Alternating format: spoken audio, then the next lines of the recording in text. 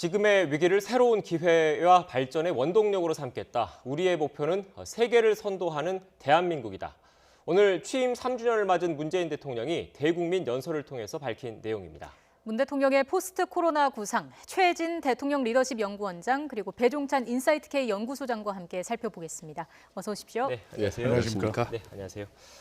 네, 문 대통령 오늘 오전 11시 취임 3주년 특별 연설을 했습니다. 출연 들어가기 전에 본격적으로 들어가기 전에 관련 내용 잠시 먼저 들어보도록 하겠습니다. 존경하는 국민 여러분, 취임 3년이 되었습니다.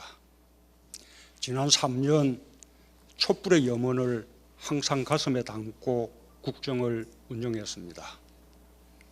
공정과 정의, 혁신과 포용, 평화와 번영의 길을 걷고자 했습니다. 하루하루가 살얼음판을 걷는 심정이었습니다. 어려울 때도 많았습니다. 그때마다 국민들께서 힘과 용기를 주셨습니다. 국민들께서 보내주신 한결같은 지지와 성원에 한량없는 감사를 드립니다.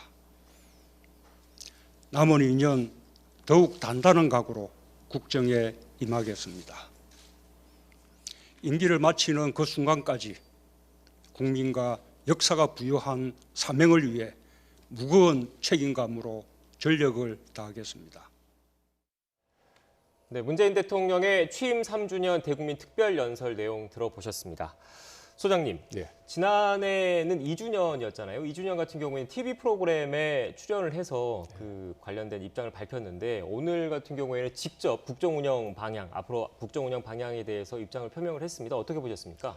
저는 우선 대통령의 어떤 강한 자신감의 발로라고 봅니다. 네. 아시다시피 그 힘든 코로나를 이제 성공적으로 또 극복을 하고 또 해가고 있고 거기다 이제 총선도 여당이 압승을 했지 않습니까? 네. 그렇기 때문에 대통령 입장에서는 좀 더 여유 있고 편안한 자세로 국민과 한번 대화를 쌍방으로 대화를 해볼 그럴 아마 마음을 갖고 나왔다고 봅니다. 실제로 이제 발언 내용들을 보면은 과거에는 볼 수 없었던 표현들이 많이 듭니다. 네. 세계 속의 대한민국이라든지 세계를 선도한다라든지 이 어떤 방역 1등 국가라든지 그래서 글로벌 어떤 코리아에 대한 자신감 뭐 이런 부분들이 그 물씬 묻어 나오고 있거든요. 네. 예, 그런 점에서 대통령 이번 인터뷰 대국민 전체 오픈 형태는 저는 좀 시적절했다고 봅니다. 네. 예, 원장님께서 잠깐 그 내용을 핵심 내용들을 짚어주셨는데 이걸 직접 화면으로 함께 보고 이야기를 나눠보면 좋을 것 같습니다. 대국민 연설의 핵심 내용을 화면으로 함께 만나보겠습니다.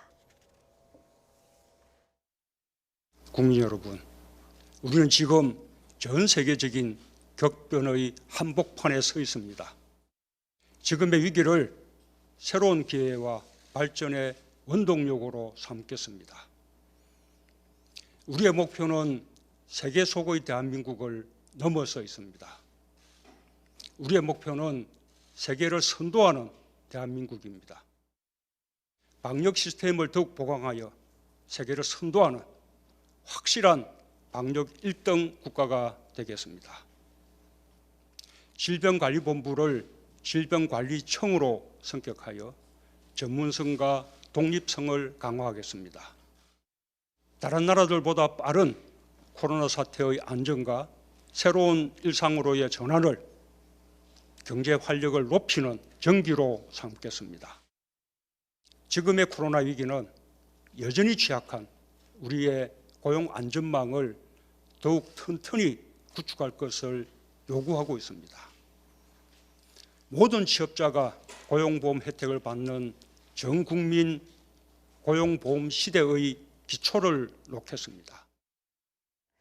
자, 문재인 대통령의 3주년 대국민 연설의 핵심, 그러니까 코로나19 사태가 가져온 방역과 경제 위기를 극복하겠다, 위기를 기회로 만들겠다, 이렇게 정리를 좀 할 수 있겠죠. 이제 분명한 목표를 제시하는 거죠. 네. 남은 임기 2년 동안에 어떤 방향으로 국정 운영을 해나가겠다. 이제는 성과로 평가를 받을 수밖에 없는 남은 임기 2년이거든요. 네. 분명하게 목표를 제시함으로써 목표 제시 효과가 있습니다. 이 목표에 따른 국민들의 평가, 여론의 평가를 받을 수 있겠는데 세 가지입니다. 하나는 방역, 질병관리청으로 성격시키면서 네. 이 부분을 제도적으로 더 강화하겠다. 또 하나는 경제입니다. 경제 팬데믹 빨리 극복하는 것이 중요하기 때문에 양적인 완화도 계속을 해서 3차 추경 예산안까지도 고려하고 있는 거 아니겠습니까? 또 마지막으로는 고용입니다. 네. 이 지금의 순간을 잘 버틸 수 있도록 전 국민 고용 안정, 고용 보험 제도를 추진하겠다라고 하는 것. 그러니까 이 위기 국면에서 안정을 더 강함으로써 더 선도적인 대한민국, 더 앞서 나갈 수 있는 대한민국을 건설하겠다라는 그런 대통령의 자신감 또 계획이 충분히 반영된 3주년 기념 연설로 읽힙니다. 네, 앞서 간단하게 질병관리본부를 질병관리청으로 승격하겠다 이런 네. 관련된 대통령의 발언 말씀해 주셨는데 관리본부에서 관리청으로 이렇게 바뀌면 승격되면 뭔가 달라지는 게 있습니까? 방역 컨트롤 타워가 더 강화되는 것이죠. 네. 이번에도 우리가 이 K 방역에 대해서 전 세계로부터 찬사를 받고 있는 이유는 그만큼 체계적으로 우리의 공공의료가 그래도 그 역할을 했다라는 평가 아니겠습니까? 네. 그만큼 공공의료 제도의 체계가 중요한 것이다. 그렇기 때문에 질병관리청이 되면은 컨트롤 타워로서의 역할이 더 부각되고 부상되는 계기가 마련됩니다. 그렇게 되면 역할은 포괄적으로 되고 또 인력도 보강 강화할 수 있는 것이죠. 예. 미국도 CDC 질병예방관리센터가 있는 만큼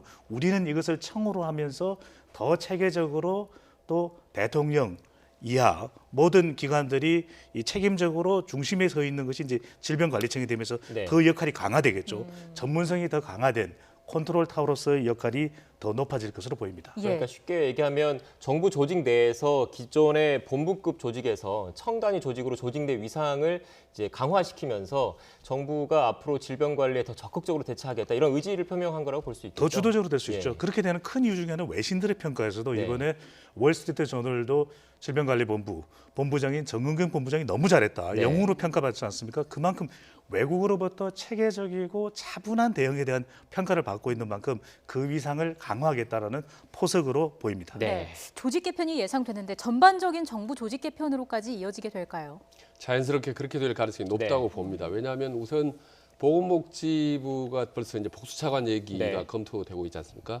거기다가 이제 대통령께서 99개국의 정상들하고 통화를 했을 정도로 어떤 대한민국 어떤 보건복지 어떤 선지 시스템을 해외로 이제 전파해야 된다 그런 필요성이 이제 대두됐습니다. 네. 그러면 보건복지가 어떤 형태로든지 복지부가 확장이 되고 또 청으로 승격할 가능성이 높다면 나머지 관련 부서들까지도 후속적인 개각이 이루어질 가능성이 높다고 봅니다. 더구나 이제 코로나 국면 이제 진정 국면으로 가고 있고 총선도 이제 끝났고 집권은 이제 후반기로 가지 않습니까? 예.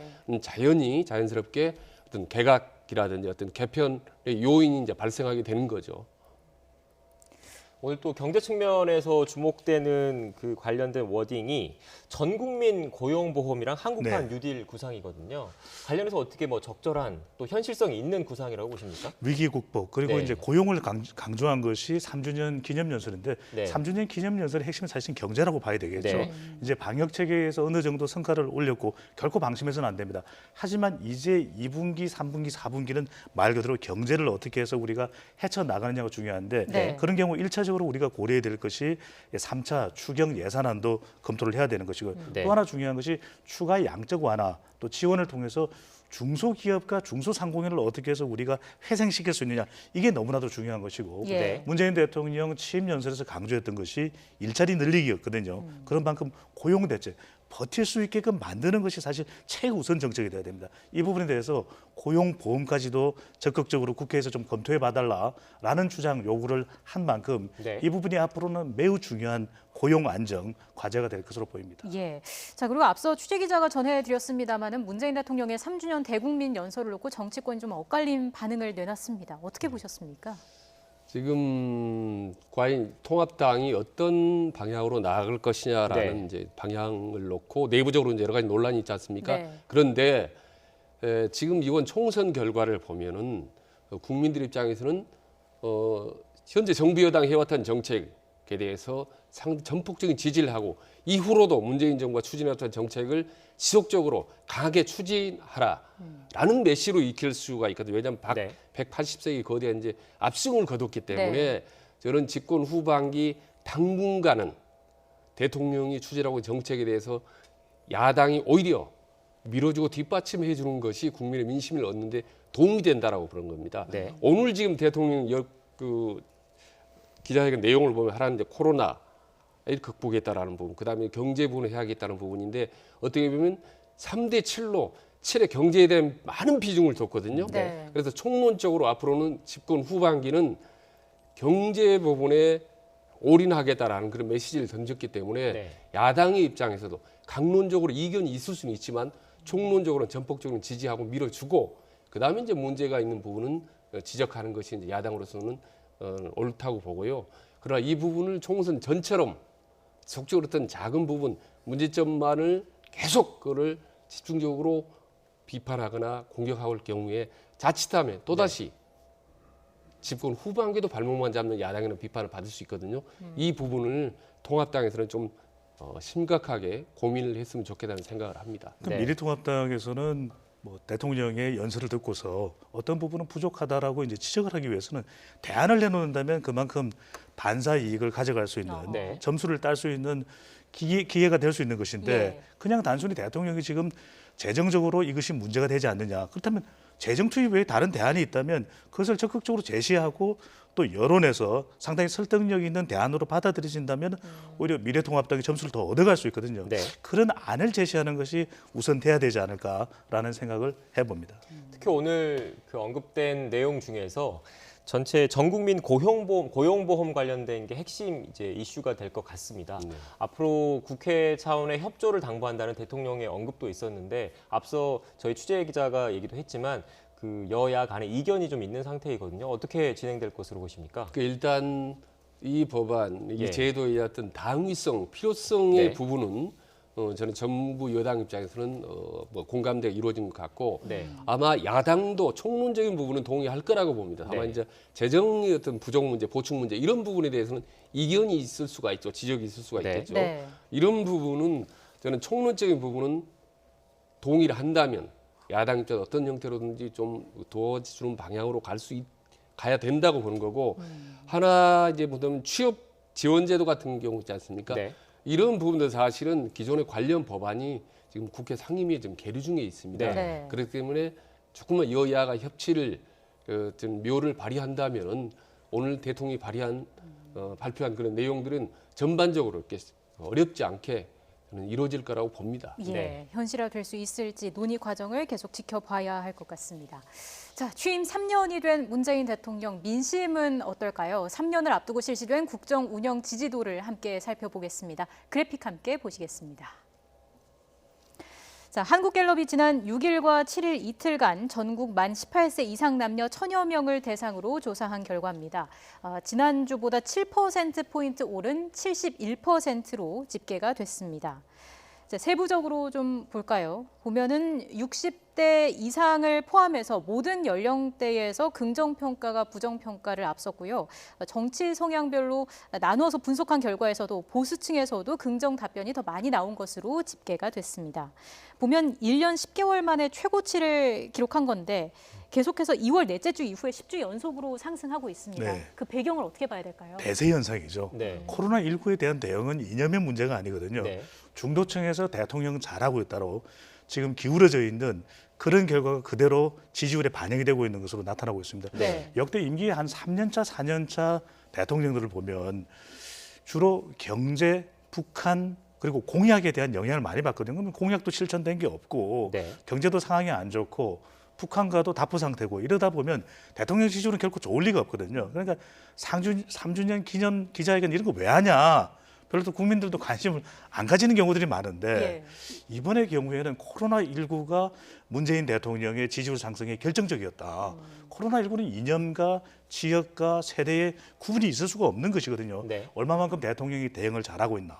그래서 2월 말과 3월 초는 상황이 안 좋았습니다. 대구, 경북의 확진자도 늘어났고. 그래서 네. 3월 중순 이후에는 너무나 많은 외국으로부터 이 청와대에 전화가 왔기 때문에 전화통 옆에 소화기를 둬야 된다고 할 이야기가 있을 정도로 그만큼 불통이 났었거든요.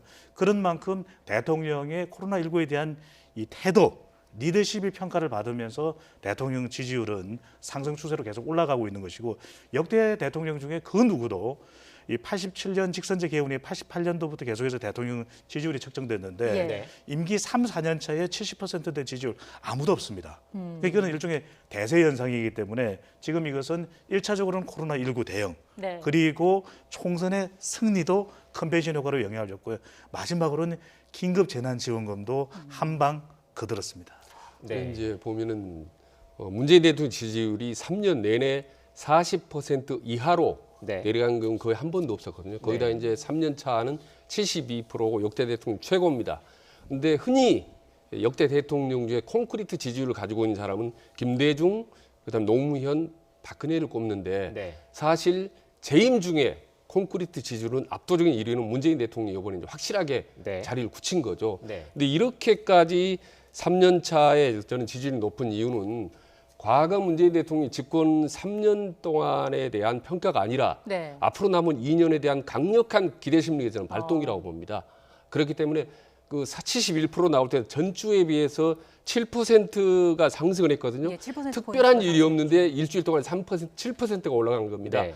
이거는 현재 그리고 앞으로 대통령이 정말 제발 정말 잘해 주십사 하는 강력한 국민들의 어떤 바람, 희망 사항이 저는 투영된 저는 결과라고 봅니다. 네. 근데 대통령에 대한 보통 기대감은 1, 2년 되면 사라지게 되거든요. 네. 그런데 문재인 대통령은 계속해서 기대감으로서 지지층들이 결집하고 있는 현상, 역대 대통령으로서는 사실 볼 수가 없었던 현상인데 예. 올 초만 하더라도 대통령의 경제, 또 북한, 또 공약, 공공개혁, 검찰 관련해서 평가를 하려고 드는 그런 유권자의 반응이 있긴 했습니다. 하지만 네. 이 코로나19에 있으면서 역대 대통령과는 전혀 다른 국면이 만들어진 것이죠. 네. 여전히 코로나19가 다른 외국과 비교되면서 문재인 대통령의 지지율이 성과에 대한 평가가 아니라 기대감에 대한 평가가 지금 이루어지고 있는데 조금 이제 최진 교수님과는 의견이 좀 저는 다른 부분은 앞으로 남은 2년 동안은 이 성과에 대한 평가도 분명히 있을 것으로 전망됩니다. 네, 예. 두 분 다 모두 역대 대통령의 지지율에 대해서 언급을 하셨는데 구체적인 자료를 보면서 다시 한번 짚어보도록 하겠습니다. 집권 4년 차에 접어든 역대 대통령 지지율입니다.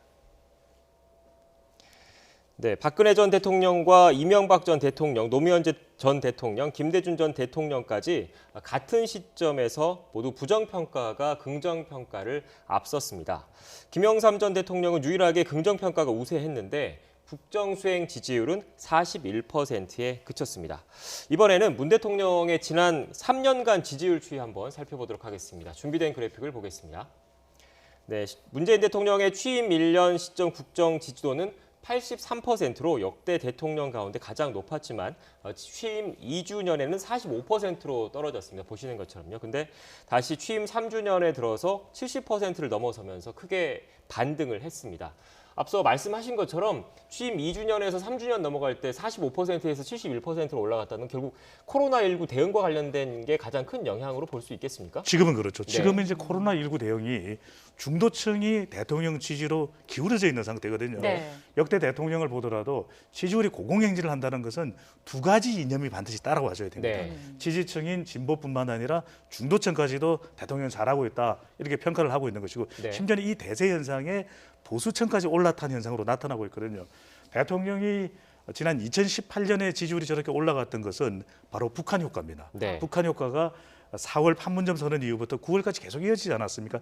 이 사이에 지방선거가 있었고 사실 대통령 지지율이 열일을 했다는 평가를 받았던 만큼 예. 이번 총선에서도 여당이 압승하는 근본 원인은 높은 대통령 지지율이 가장 큰 기여를 했던 것으로 분석할 수 있는 것이죠. 그럼 그 집권 4년 차에 접어든 시기에 모든 연령대에서 또 정치 성향이 다른 층에서도 긍정평가가 우세한 거는 이건 역시도 좀 드문 사례라고 볼 수 있겠습니까? 드문 사례죠. 네. 북한과 관련해서 우리가 관계가 가까워지고 있다는 거 어떤 세대, 어떤 지역, 어떤 이념이 반대하겠습니까? 평화라고 하는 것이 강조되기 때문에 대통령 3주년 기념연설에도 포함되어 있는 핵심 키워드는 공정, 또 평화, 또 이런 것들 아니겠습니까? 이런 것들이 들어가 있기 때문에 이 평화와 관련된 이슈도 곽강을 받을 수밖에 없었던 것이고 네. 이번에 코로나19와 관련된 대응도 이건 연령 구분이 있을 수가 없는 것이거든요. 지역 구분도 있을 수가 없는 것이고 그런 만큼 대세적으로 대통령 지지율이 상승할 수 있는 원인이 된 것으로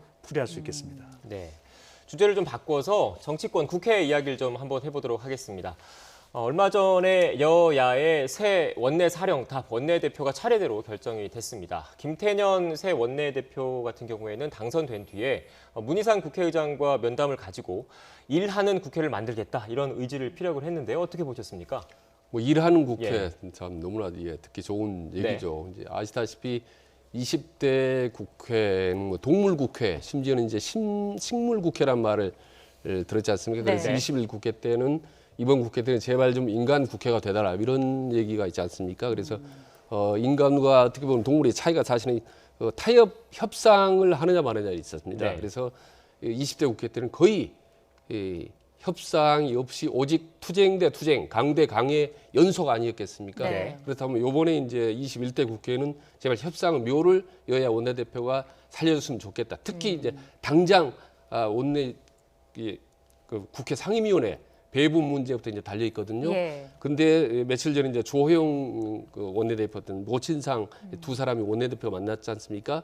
원내대표마다 덕담을 주고 받는 모습이나 이런 거 보면 상당히 21대 국회 때는 좀 달라지겠다라는 좀 기대감을 많이 가져봅니다. 네. 그리고 두 원내대표가 양당 여야 원내대표가 사실 상당히 좀 협상을 많이 해왔던 사람들입니다. 그 부분에 대해서. 그래서 저는 21대 국회 초반을 긍정적으로 좀 낙관적으로 보고 싶습니다. 예. 그러니까 협력은 불가피해 보이는 것이요. 네. 왜냐하면은 양쪽 다 협력할 수밖에 없는 처지라는 것이거든요. 네.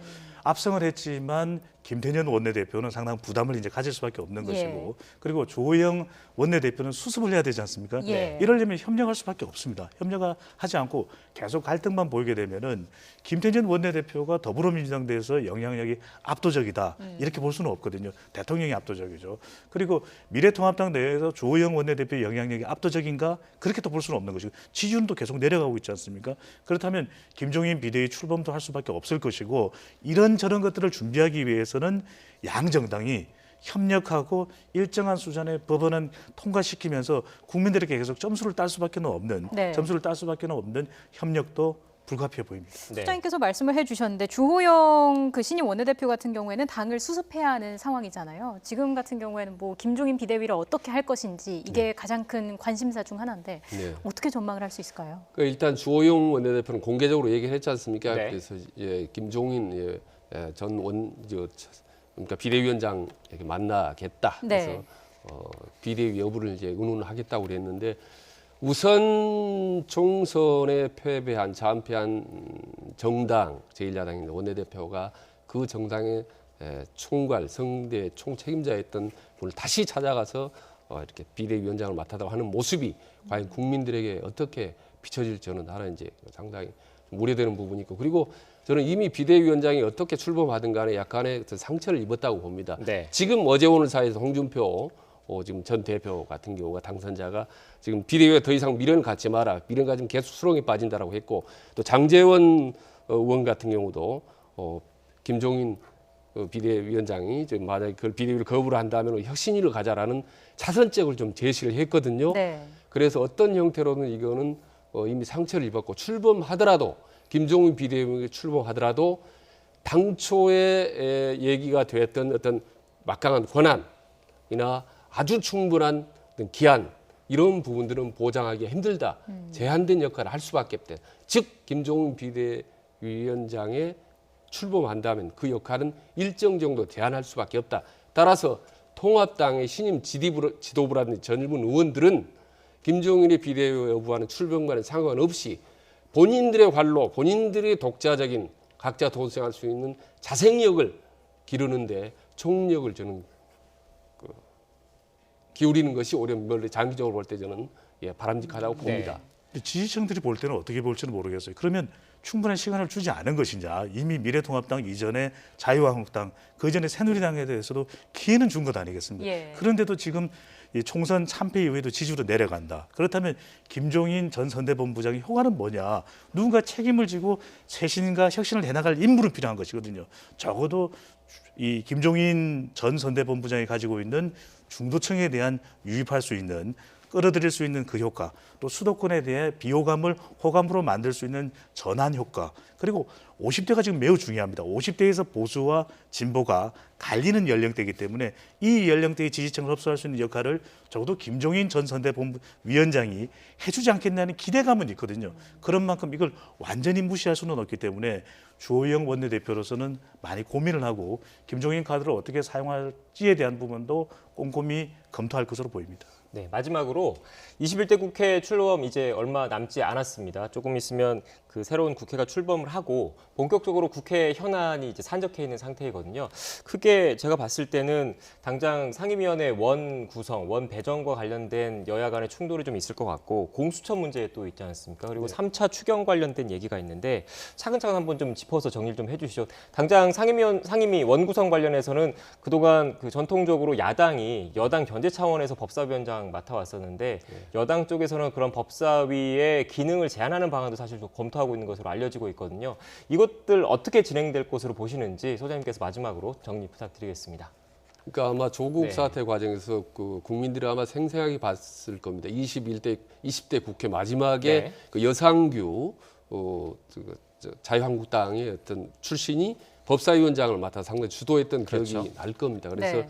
이후 21대 초기에 여러 가지 다양한 법안들을 마지막으로 거르는 상임위가 법사위입니다. 네. 이 법사위를 과거에는 이제 야당이 갖고 있었기 때문에 요번은 다수당인 여당이 가지려고 지금 협상을 하고 있거든요. 그래서 법사위원장 자리를 놓고 여야가 치열하게 아마 그 다툼이 있을 네. 가능성이 높은데 그러나 이번 같은 경우는 훨씬 180석이라는 압도적인 저는 승리를 거뒀기 때문에 네. 이번에 법사위는 절대로 여당이 양보하지 않을 것이다. 따라서 그렇다면 여당이 법사위원장을 확보할 가능성이 저는 높다고 봅니다. 네. 저는 근데 법사위원장보다 더 중요한 자리가 이제 조금 전에 말씀하신 공수처 위원장이나 어떤 위원들의 이제 선임 문제인데 그렇죠. 네. 이 부분은 이제 워낙 강하게 야당이 그동안 과거에도 이제 반대를 해왔기 때문에 네. 이 부분 또 한 번은 이제 격돌이 저는 예상이 됩니다. 네.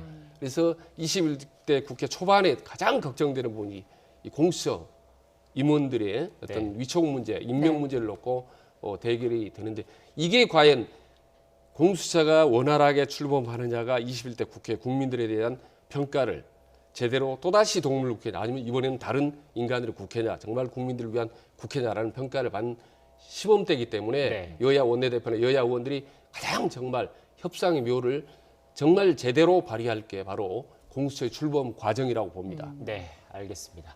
지금까지 최진 대통령 리더십 연구원장 그리고 배종찬 인사이트 K 연구소장과 함께 이야기 나눠봤습니다. 오늘 말씀 고맙습니다. 고맙습니다. 감사합니다.